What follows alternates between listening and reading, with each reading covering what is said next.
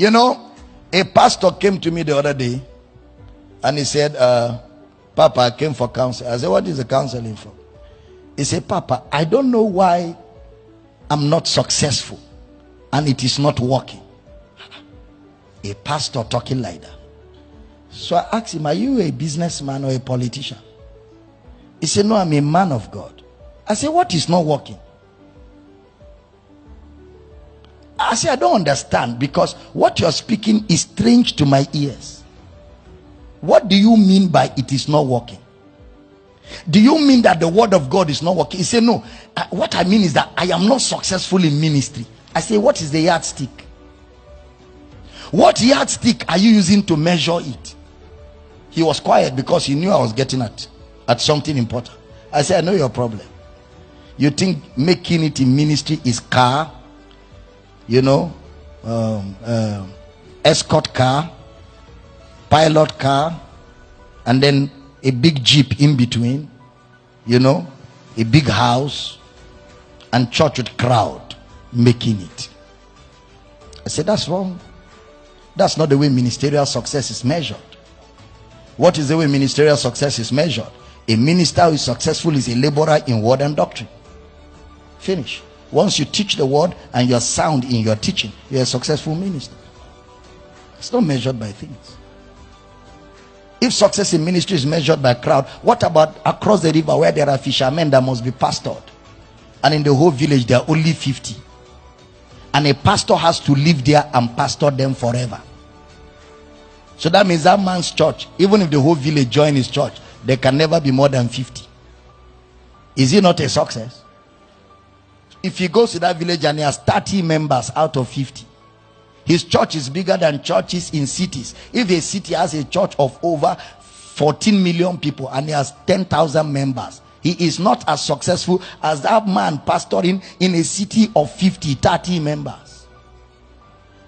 So we don't measure ministerial success by crowd. We don't measure ministerial success by car, influence and affluence. We are not businessmen and we are not politicians. Ministerial success is measured by soundness in doctrine. And when you start teaching people sound doctrine, even if they are 4 and they grow in the knowledge of Christ, you're successful.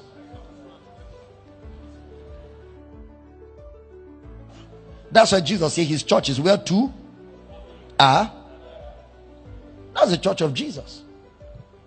That's the church of Jesus. 2 or 3 gathered in my name, I'm there.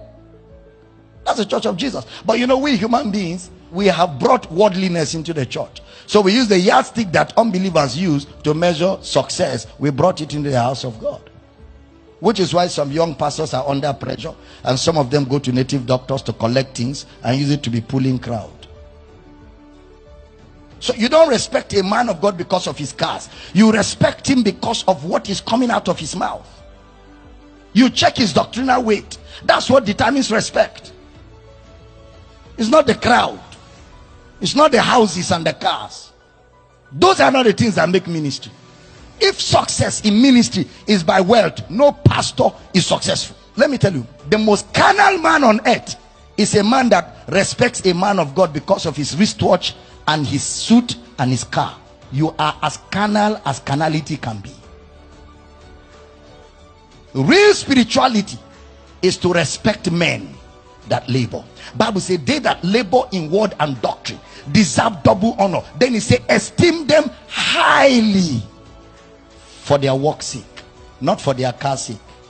And that's why preachers feel when you just have big cars, you know, big cars, and you have bodyguards, you have escort and pilot cars, when you enter everywhere, as you're coming out, your protocol, they're pushing everybody down so that the man of God can come out. The man of God. And then you see him feeling cool as they are pushing people down. The same people you are supposed to disciple and build up, they are pushing them down, and you are happy.